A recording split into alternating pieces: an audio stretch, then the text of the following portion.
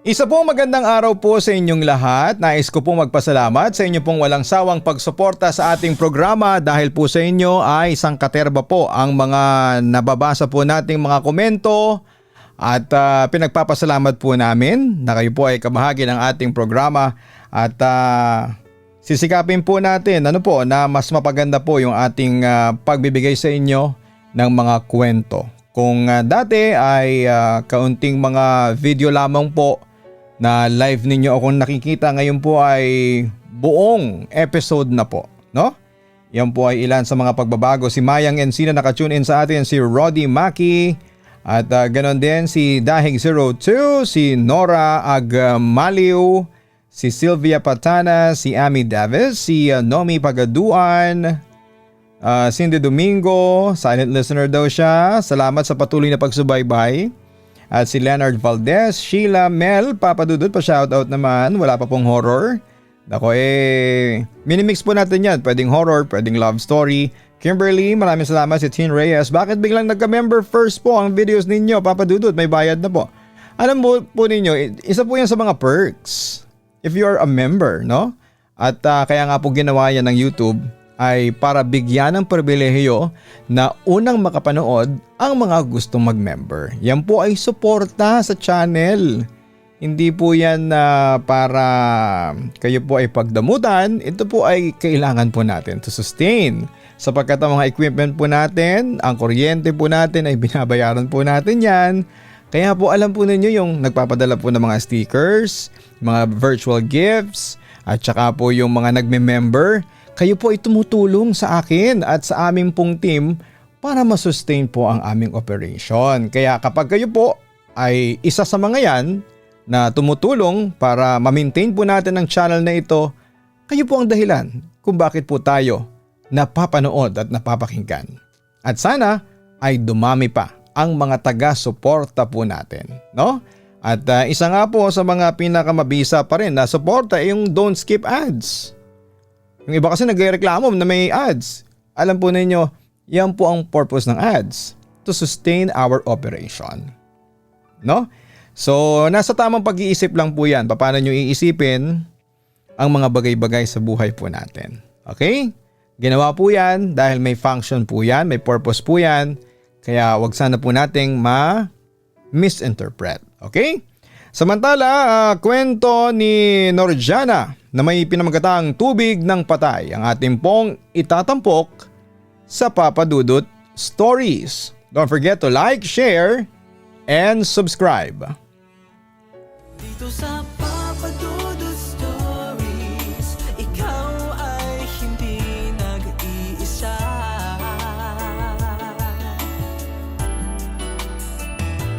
Dito sa Papadudot Stories, may nagmamahal sa'yo. Papadudot Stories, Papadudot Stories. Dear Papadudot, sa lahat po ng mga nakatutok ngayon, huwag kalimutan na mag-like, mag-share, at mag-subscribe. Magandang araw po sa inyong lahat. Itago nyo na lamang po ako sa pangalang Norjana. Nakabase po ako ngayon sa Geneva, Switzerland pero tubong Cebu Province po ako. Gusto ko po sanang i-share sa inyo, Papadudot, ang lahat ng masalimuot na karanasan ko. Hindi na ako magpapatumpik-tumpik pa dahil wala rin naman akong maisip na magandang intro. At saka hindi naman talaga ako writer. Pero kahit na ganoon ay sisikapin kong maging maayos ang pagkikwento ko sa inyo. Papadudot, alam mo naman yung pakiramdam na kumakain ka pero parang buhangin yung kinakain mo. Ganon ang eksena namin ni Papa noon. Pasado 7:00 ng gabi. Ang ulam namin ay tuyo at ginisang sayote. Pero ang mas malasa pa roon ay yung tensyon sa pagitan naming dalawa. Hindi kami close. Mula nang iwan kami ni Mama ay naging parang estranghero kami sa isang bubong. Pero nang gabing yon, Papa Dudut, ay ibang-iba po si Papa. Ang liwanag ng bumbilya sa itaas ng hapag ay papikit-pikit na parang may kung anong enerhiya ang humihigop sa kuryente.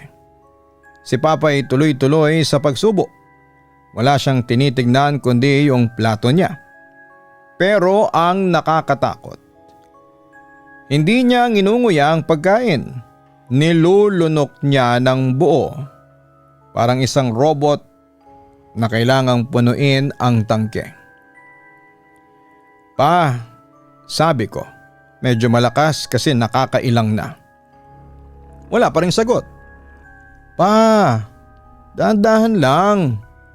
Mabubulunan ka. Dugtong ko pa.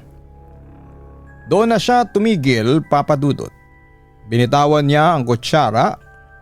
Hindi niya nilapag, binitawan niya na lamang. Kaya tumunog ng malakas sa sahig. Tumulo ang pawis sa noo niya. Kahit malamig naman ang simoy ng hangin sa labas. Kasalanan kong lahat ng to. Kasalanan ko. Kasalanan ko. Bulong niya. Paulit-ulit. Parang sirang plaka. Ang boses niya ay hindi yung boses na nakasanayan ko. Parang galing sa ilalim ng lupa. Paos at puno ng pangangatog. Siyempre, anak ako. Kahit galit ako sa kanya. Masakit makita ang magulang na ganon. Tama na yan pa, wala kang kasalanan. Ano man yung nangyari kay Faye, aksidente yun. Hindi mo kailangang magsisi. Sabi ko sa malamig na tono, sinusubukang maging matatag. Akmang magsasalita pa sana ako pero parang may humawak sa lalamunan ko. Napatingin ako sa likuran ni Papa Dudut. Sa madilim na pasilyo patungo sa mga kwarto ay may aninong gumagalaw. Dahan-dahan. Tapos ay lumabas siya. Isang babae, puting-puti ang damit. Pero hindi yung puting malinis, puting madumi, kulay putik at basang-basa. Ang buhok niya mahaba, itim na itim at nakatakip sa buong mukha niya habang tumutulo ang tubig sa sahig. Pat, pat, pat. Bawat patak. Parang naririnig ko sa loob ng utak ko. Pat, pat, pat. Ang pinaka-creepy, hindi siya naglalakad. Dumudula siya sa sahig at noong tinignan ko ang paanan niya ay nakalutang siya ng mga 2 pulgada mula sa tiles. Norjana? Tawag ni Papa sa akin. Napansin niya sigurong naninigas ako at nakatitig sa likod niya.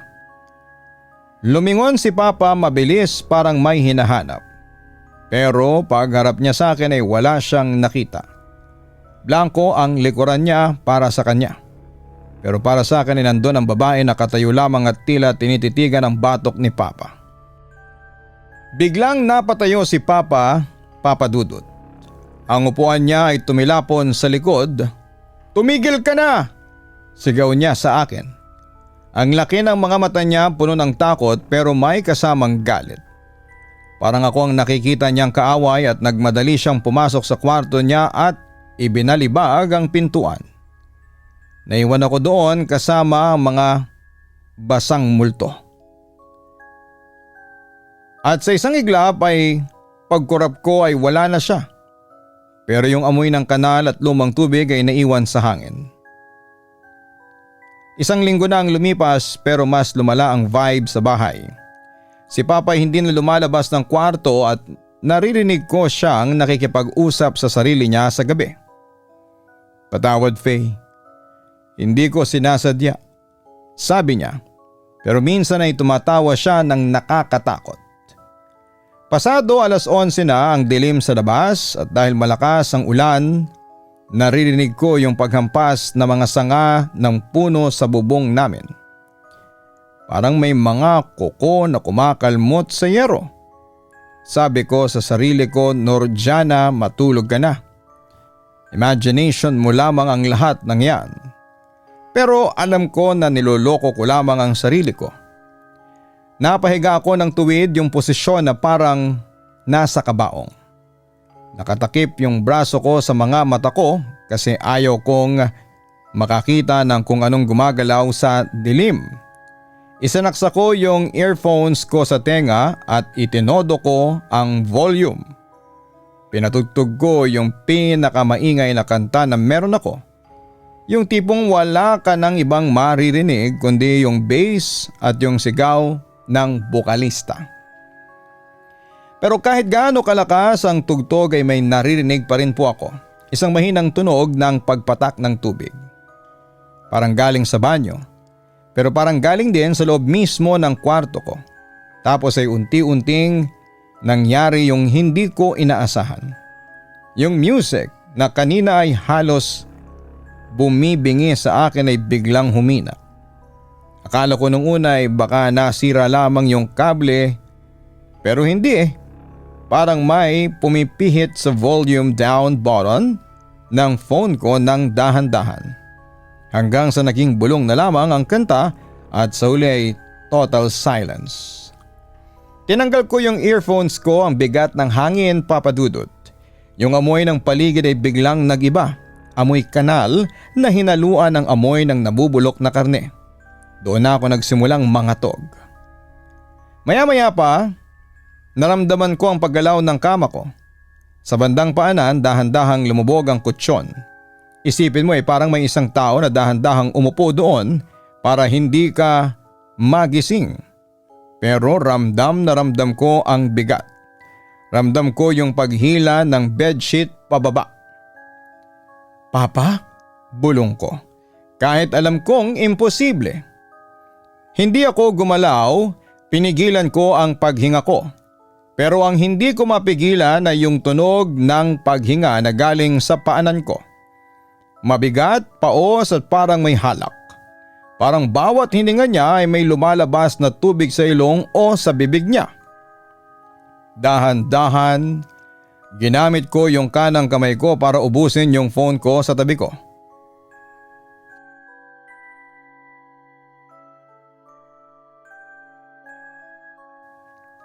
Dahan-dahan, ginamit ko yung kanang kamay ko para abutin yung phone ko sa tabi. Nanginginig ang mga daliri ko. Nung mahawakan ko na ay binuksan ko ang screen. Yung liwanag ng screen ay sobrang sakit sa mata sa gitna ng kadiliman. Pero tinapat ko yon sa dulo ng kama ko. Doon ko siya nakita, papadudot. Nakaupo siya, nakatalikod sa akin, yung puting damit niya ay dumikit sa katawan niya dahil sa basa. Kitang-kita yung mga buto niya sa likuran at yung buhok niya na mahaba, itim at may lumot-lumot pang sumasama sa tubig na tumutulo sa kutsyon ko. Biglang huminto yung paghinga niya at bago pa ako makapikit ay mabilis pa sa kidlat na lumingon siya sa akin at wala siyang mukha, puro lamang buhok at isang dilat na mata na kulay pula ang nakita ko. Sumunod na nangyari ay sinunggaban niya ako. Hindi ko na nagawang sumigaw, ang bigat niya. Parang simento na nakapatong sa dibdib ko. Ramdam ko yung lamig ng kamay niya sa leeg ko pero ang nakapagtataka. Habang sinasakal niya ako, yung kamay niya ay hindi malambot na parang sa babae. Magaspang ito at may mga kalyo at sobrang laki. Mamatay ka na, Faye. Mamatay ka na. Naguluhan ako. Bakit Faye ang tawag niya sa akin? At yung boses ay hindi yon boses ng multo, yung boses na yon ay kabisadong kabisado ko. Boses yon ni Papa. Nag-uumpisa na akong mawala ng malay, yung paningin ko ay nagkukulay violet na at parang may mga bituin na akong nakikita. Sa gitna ng paghihirap ko, biglang may malakas na sipa sa pintuan. Pulis, bitawan mo yan, itaas ang kamay. Bumukas ang ilaw, ang sakit sa mata pero doon ko nakita ang katotohanan. Ang sumasakal sa akin, ang nakapatong sa katawan ko ay walang iba kundi si Papa. Nanlilisik ang mga mata niya. Pawis na pawis at parang baliw na tumatawa habang hinihigpitan ng hawak sa leeg ko. Ayun na siya, ayun na siya! Ayun na si Faye! Pinapatay niya ako! Sigaw ni Papa habang hinihila siya palayo ng 3 pulis. Napasandal ako sa headboard ng kama habol ang hininga. Habang hinahawakan ang leg ko na sigurado akong may mga pasana. Nanginginig ako sa takot hindi lang dahil sa ginawa ni Papa, kundi dahil ng mga sandaling hatakin si Papa ng mga pulis ay nakita ko siya. Sa gilid ng cabinet ko ay nakatayo yung totoong Faye, yung multong basang-basa. Nakaturo siya kay Papa habang dahan-dahang umingiti, isang ngiti na umabot hanggang sa tenga niya, na nagpapakita ng mga itim niyang ngipin. Doon ko naintindihan, pinaglalaroan kami ng multong yon. Ginamit niya ang guilt ni Papa para sirain ang bait niya. At ginamit niya ang takot ko para panuorin ang sarili naming pagkawasak. Nung pinosasan si Papa ay tumingin siya sa akin. Norjana, patawarin mo ako. Akala ko siya yung nandun. Akala ko ay babawiin niya ako. Iyak niya. Pero wala na akong naramdaman kundi awa at sobrang kilabot. Habang nilalabas si Papa sa bahay ay narinig ko yung isa sa mga pulis na nagbubulungan sa radyo nila. Sir, positive po. May natagpuang bangkay sa water tank sa likuran. Medyo matagal na to, halos kalansay na pero may mga balat pa na nakadikit. Mukhang babae po eh. Napatingin ako sa sahig ng kwarto ko, may bakas pa rin ng basang yabag ng paa na patungo sa pinto. Yabag na hindi kay Papa at dalong hindi naman sa akin. Alam mo Papa Dudut, akala ko ng gabi na yon ay matatapos na ang lahat. Pero habang nakaupo ako sa presinto para magbigay ng statement, may isang bagay na hindi ko masabi sa mga pulis. Kahit wala na ako sa bahay na yon, kahit maliwanag ang ilaw dito sa presinto, nararamdaman ko pa rin yung lamig sa likod ko. At sa bawat pagpikit ko ay naririnig ko yung mahinang bulong ni Faye sa tenga ko. Kasunod ka na. Pagkatapos noon Papa Dudut, gabi-gabi bago matulog ay tila binabalikan na ako ng nakaraan, ang katotohanan tungkol kay Faye at kung bakit nauwi sa ganito ang mga buhay namin. Natatandaan ko Papa Dudut, 16 lamang ako noon. Imbes na nag-i-enjoy ako sa high school, ang inaatupag ko ay kung papaanong iwasan ang titig ni Faye na parang laging nangiinsulto. Si Faye ay 25 years old at isipin mo ha, 9 na taon lang ang tanda niya sa akin. Minsan nga kapag lumalabas kami ay parang para mamalengke o mag-mall, napagkakamalang kaming magkapatid. At gustong gusto niya yon. Todo ngiti siya kapag sinasabihan siya na ay, ang ganda naman ng ate mo. Pero ako ay todo irap lang sa loob-loob ko. Si Papa naman ay parang tupa.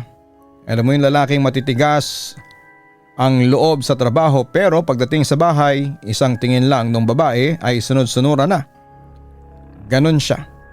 In love siya kay Faye na kahit ata sabihin ni Faye na bilog ang mundo pero flat ang Pilipinas, ay maniniwala siya. Minsan kumakain kami ng hapunan. Ito yung mga panahong buhay pa si Faye at wala pa yung multo. Norjana, ang asim naman itong niluto mong sinigang. Reklamo ni Faye habang tinitignan yung mangkok na parang may dumi doon. Sinigang yan Faye, malamang maasim. Sagot ko nang hindi tumitingin sa kanya. Biglang lilingon si Faye kay Papa, yung parang paiyak na. Han, tingnan mo tong anak mo. Laging mainit ang ulo sa akin. Gusto ko lang naman makatulong para mapaganda yung luto. At si Papa? Siyempre ako ang pagagalitan. Norjana, ayusin mo ang pagsagot mo sa tita mo. Respeto naman. Tita? Gusto kong masuka pero tinitiis ko. Bakit? Kasi wala akong ibang mapuntahan. Si mama nandun na sa bago niyang pamilya sa probinsya. At kahit na isang text na kumusta ka ay wala akong natatanggap. Kaya kahit parang lason yung hangin sa bahay namin ay nilunok ko ang lahat.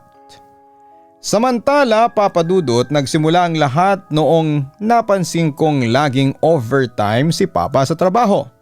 Si Papa ay isang mekaniko sa isang malaking talyer kaya madalas ay gabi na siyang nakakauwi, mga alas 8 hanggang alas 9, Papa Dudut. Isang hapon, mga alas 3 ay sinuwerte akong walang pasok dahil sa seminar ng mga teacher. Pag uwi ko, akala ko'y walang tao kasi sarado yung gate. Pero noong malapit na ako sa pintuan, narinig ko yung tawanan sa loob. Hindi tawa ni Papa. Tawa ng isang batang lalaki at tawa ni Faye na parang kinikilig.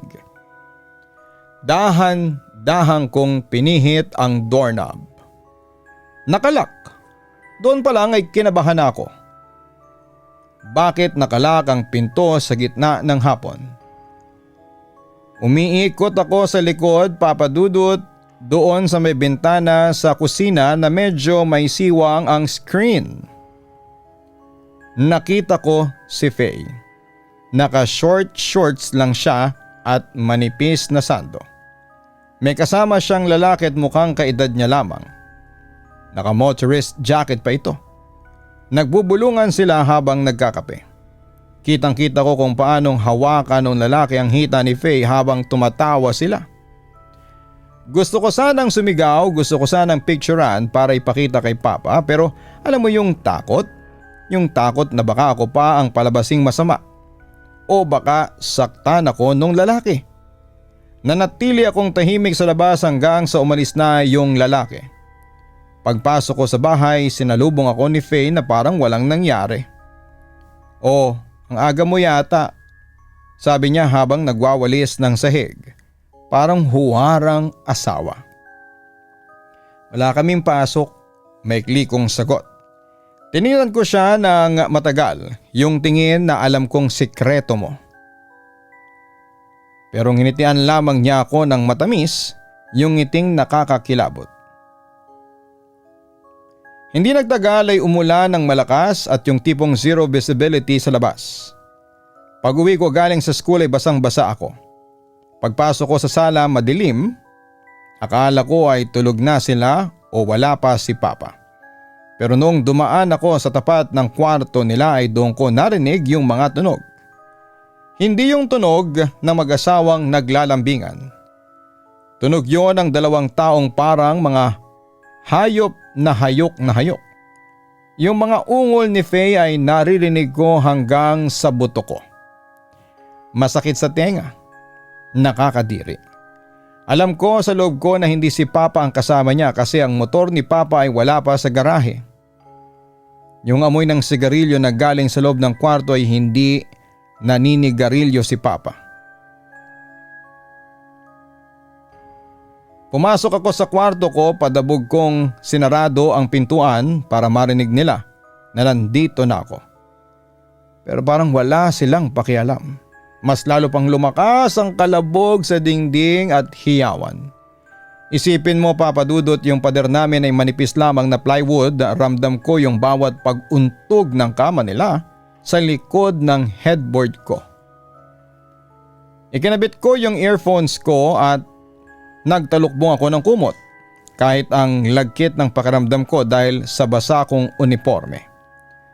Umiyak ako noon, hindi dahil naaawa ako kay Papa, kundi dahil galit na galit ako sa sitwasyon ko. Bakit ba ako nandito? Bakit ba kailangang mangyari ito? Maya-maya ay tumigil ang ingay, narinig ko yung pagbukas ng pintuan ng kwarto nila at dahan-dahang yabag ng paalis na tao. Sumilip ako sa siwang ng pinto ko at nakita ko yung lalaking nakita ko noong nakaraang linggo. Mabilis siyang lumabas ng pintuan sa likod. Paglabas ni Faye sa hallway, pawis na pawis siya. Nagulat siya nung makita niya akong nakasilip. "Kanina ka pa?" tanong niya at hinihingal pa. "Kanina pa," sagot ko. "At narinig ko lahat, Faye. Lahat-lahat." Akala ko ay matatakot siya, Papa Dudut, akala ko ay magmamakaawa siya, pero alam mo kung ano ang ginawa niya? Nilapitan niya ako at hinawakan niya ang balikat ko ng mahigpit. Yung tipong bumauna ang kuko niya sa balat ko. Makinig ka sa akin, Norjana, bulong niya. Ang boses niya ay parang ahas. Wala kang sasabihin sa papa mo. Dahil kapag nagsalita ka, sisiguraduhin kong ikaw ang palalayasin sa bahay na to. At saan ka pupunta? Sa mama mong kinalimutan ka na? O sa kalsada? Isipin mo yan. Binitawad niya ako at bumalik siya sa kusina para magkunwaring nagluluto. Eksaktong pagdating ni Papa, pagod, basa ng ulan pero nakangiti noong makita si Faye. Pinanood ko lamang silang magyakap sa harapan ko habang ang sikmura ko ay bumabaliktad sa dumi ng nakikita ko. Hindi nagtagal ay nalaman din ni Papa paano isang gabi nakalimutan ng lalaki yung lighter niya sa ibabaw ng side table ni Papa. Nung una mahinahong nagtanong si Papa, Faye, kanino tong lighter? Alam mong hindi ako nagsisigarilyo. Baka kay Norjana yan. Alam mo naman yung anak mo, nagre-rebelde. Mabilis na sagot pa ni Faye. Napatingin sa akin si Papa, galit. Norjana, naninigarilyo ka na ba? Hindi sa akin yan pa. Kay Faye yan, galing sa lalaking dinadala niya dito gabi-gabi habang wala ka. Sigaw ko? Hindi ko na napigilan at sumabog na ako. Doon na nga nagsimula ang gulo, nagsigawan sila, nagmura si Faye. Tinawag niyang mahina at walang kwenta si Papa. Sinabi niya lahat ng mga bagay na alam niyang makakasakit kay Papa. Hanggang sa marinig ko ang isang malakas na sampal. At kasunod noon ang kalabog ng katawan na bumagsak sa sahig. Tumakbo ako sa kwarto ko at nagkulong. Takot na takot ako. Narinig ko ang pagkaladkad ng kung anong mabigat sa hallway. Narinig ko ang pagbukas ng pinto sa likuran. At pagkatapos ay wala na, katahimikan na lamang na nakakabingi. Kinabukasan, noong tinanong ko si Papa kung nasan si Faye, ang sabi niya lang ay naglayas na siya, Norjana. Pinili niya yung lalaki niya at wag mo na siyang tanungin pang muli. Naniwala ako nung una. Pero noong nagsimulang bumaho ang tubig sa gripo, noong naramdaman ko ang lamig sa bawat sulok ng bahay, noong makita ko ang basang multo ni Faye na nakatayo sa dulo ng kama ko ay doon ko nalaman na hindi siya naglayas. At doon nagsimula ang pagpaparamdam. Nagsimulang magkaroon ng amoy ang tubig namin sa gripo. Malansa. Minsan may mga hibla pa ng mahahabang buhok na lumalabas kapag naliligo ako. Si Papa naging balisa at nagsimula siyang makakita ng mga bagay-bagay. Doon na pumasok ang eksena na nasa hapagkainan kung saan ay nakita ko ang multo ni Faye sa likuran niya. Ang totoo niyan, kaya ako sinakal ni Papa nung gabing dumating ang mga pulis ay dahil sa sobrang guilt at paranoia. Nakikita niya ang mukha ni Faye sa akin, sa isip niya ako si Faye na bumalik para maghiganti sa kanya. At yung mga pulis, bakit sila dumating? Kasi yung kapitbahay namin nareklamo yung tubig. Pinatignan nila ang main water tank sa likod ng bahay namin, yung malaking tangke na nasa itaas, at doon nila nahanap si Faye o kung anuman ang natira sa kanya. Pinatay siya ni Papa sa galit at dahil hindi niya alam kung paano itatago ang bangkay. Sinilid niya ito sa tangke ng tubig, kaya pala basang-basa ang multo niya. Kaya pala lumulutang ang paanan niya. Pagkatapos noon ay napunta ako sa kustodiya ng tiyahing ko. Nagtagal yon hanggang sa makapagtapos ako ng kolehiyo at makapagtrabaho sa Geneva, Switzerland bilang isang accountant. Maayos naman ang trabaho ko, malaki ang sahod, maganda ang benefits at sa paningin ng mga kaibigan ko sa Facebook, living the dream na ako. Pero tuwing gabi kapag mag-isa na lamang ako sa loob ng apartment ay doon bumabalik ang lahat. Ang apartment ko ay nasa 4th floor ng isang lumang building na nirenovate. Ang ganda ng interior, puti ang mga dingding, malalaki ang mga bintana at ang banyo ko ay parang sa hotel ang forma. Pero alam mo yung feeling na kahit na anong bango ng bahay mo, may naaamoy ka pa rin kakaiba. Noong unang buwan ko rito ay okay pa. Sabi ko baka dahil lamang sa jet lag kaya ako laging kinakabahan. Pero naging routine ko na ang hindi pagpatay ng ilaw sa hallway. Bakit? Kasi kapag madilim papadudot, feeling ko ay may nakatayo sa dulo ng pasilyo. Naghihintay na lumingon ako. Isang gabi kakatapos ko lamang ng shift ko, pagod na pagod ako kaya gusto ko lang mag-shower ng mainit at matulog na. Binuksan ko yung heater, ang sarap sa pakiramdam. Yung usok ng mainit na tubig parang tinatanggal lahat ng stress mo. Habang nagsashampoo ako at nakapikit ang mga mata ko, naramdaman ko yung tubig sa paanan ko, parang hindi siya umaagos pababa sa drain. Pagmulat ko, laking gulat ko dahil punong-puno na ng tubig yung floor ng shower area. Ang kulay ng tubig, hindi siya malinaw. Medyo brownish na may halong itim. Sira ba itong tubo dito?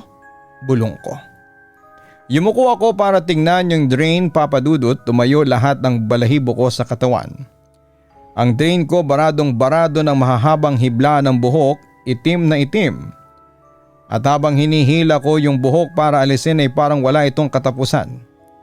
Hila ako ng hila hanggang sa mapansin ko. Basa din ang mga kamay ko ng malapot at malansang likido. Biglang namatay ang heater, naging yelo ang lamig ng tubig na pumapatak sa likod ko. At sa gitna ng katahimikan ng banyo ay narinig ko ang pamilyar na tunog. May tumutulo sa sahig sa labas ng shower curtain. Dahan-dahan kong hinawi ang kortina at walang tao. Pero sa sahig na dati ay tuyo, may mga basang bakas ng paa. Maliit na paa ng babae papunta sa direksyon ng salamin.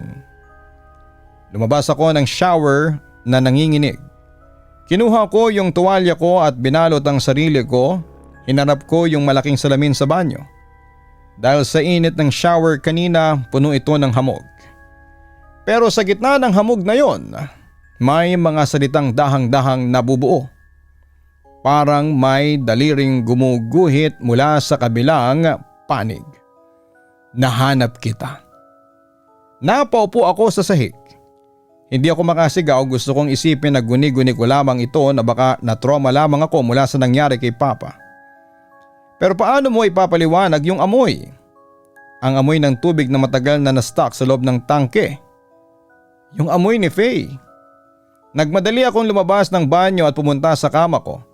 Nagtalukbong ako ng kumot kahit na basa pa ang buhok ko. Doon ko naalala yung sinabi sa akin nung matanda sa amin sa probinsya noon. Ang tubig, Norjana, ay nagdudugtong sa lahat. Kahit saang dagat o gripo ka pa magpunta, iisang daloy lamang yan. Hindi ako nakatulog. Nakatitig lamang ako sa kisame. Bandang 3:00 ng madaling araw naramdaman ko yung lamig, papadudot. Yung heater ng apartment ko ay biglang tumunog na parang nasisira. At doon naramdaman ko ang pamilyar na bigat. Lumubog ang gilid ng kama ko hindi sa paanan kundi sa mismong tabi ko. Ramdam ko yung basang tela ng damit na dumidikit sa braso ko. Ang lamig-lamig. Naramdaman ko yung paghinga niya sa tenga ko, mabigat, may kasamang huni ng tubig na parang nalulunod. Bakit ka nandito? Bulong ko. Halos hindi lumalabas ang boses ko. Walang sagot. Pero naramdaman ko ang isang malamig na kamay na humawak sa leeg ko. Hindi mahigpit, hindi katulad ng ginawa ni Papa. Pero mas nakakatakot ito. Kasi ramdam ko yung galit na hindi nawala sa loob ng maraming taon. Kasalanan mo. Bulong ng boses. Boses ni Faye. Nanonood ka lang habang nilulunod niya ako. Narinig mo ang bawat hininga ko na nawala pero mas pinili mong ikabit ang earphones mo. Umiyak na ako ng tuluyan. Sorry Faye, sorry! Bumitaw siya.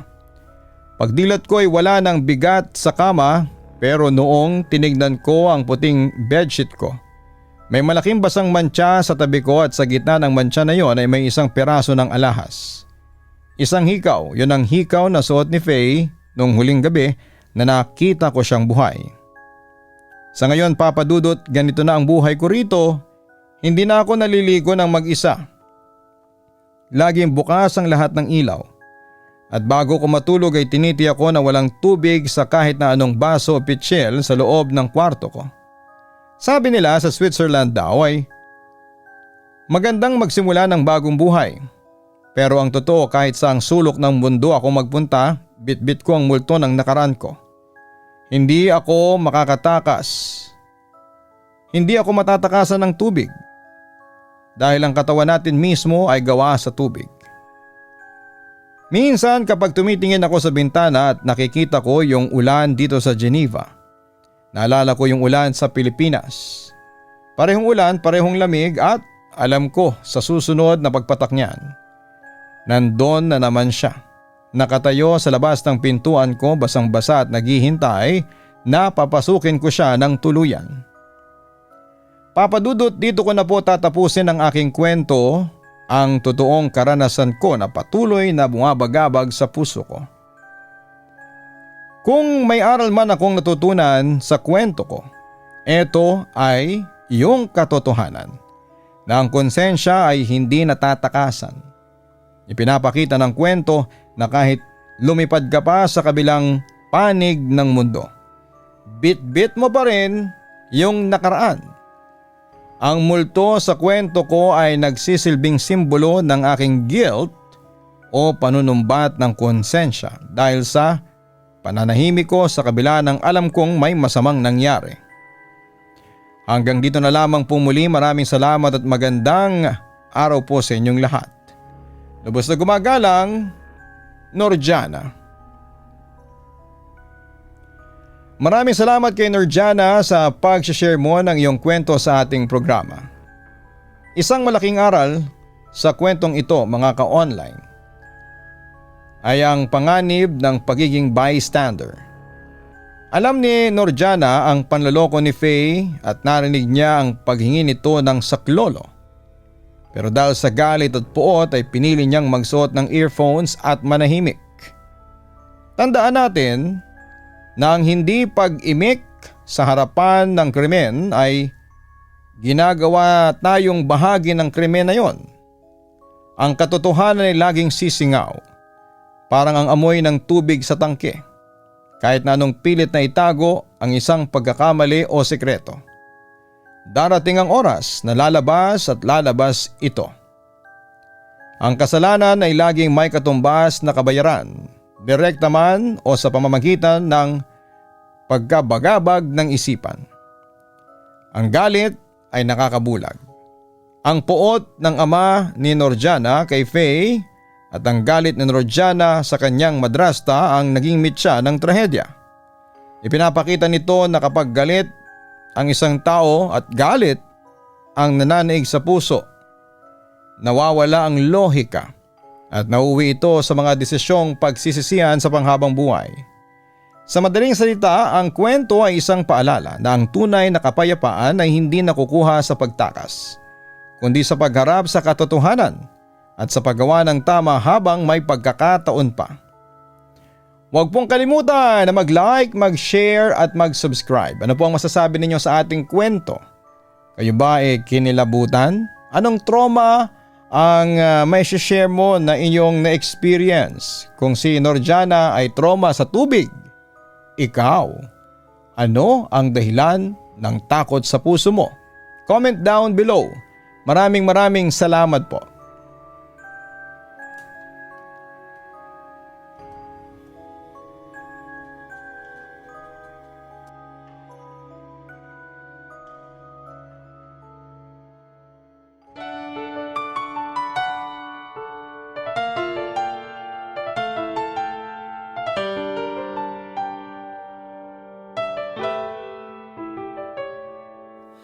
Ang buhay ay mahiwaga,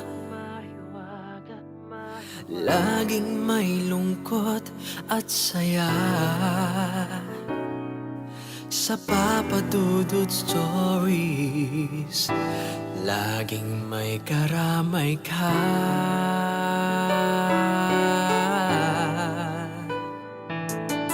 Mga problemang kay bigat, dito ay pakikinggan ka.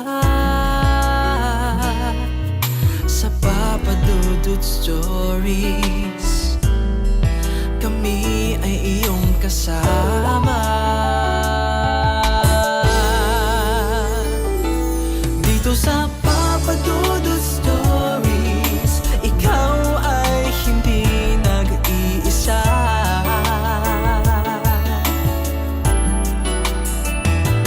Dito sa Papa Dudut Stories, may nagmamahal sa'yo. Papa Dudut Stories, Papa Dudut Stories, Papa Dudut Stories.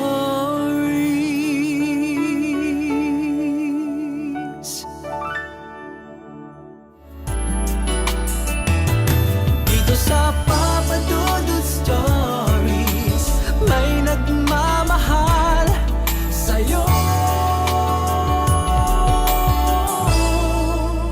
Papa Dudut Stories, Papa Dudut Stories. Hello mga ka-online, si Papa Dudut po ito. Nag-enjoy ka ba sa ating kwento ngayong araw? Huwag kalimutan na i-share, mag-like at mag-subscribe. Maraming salamat po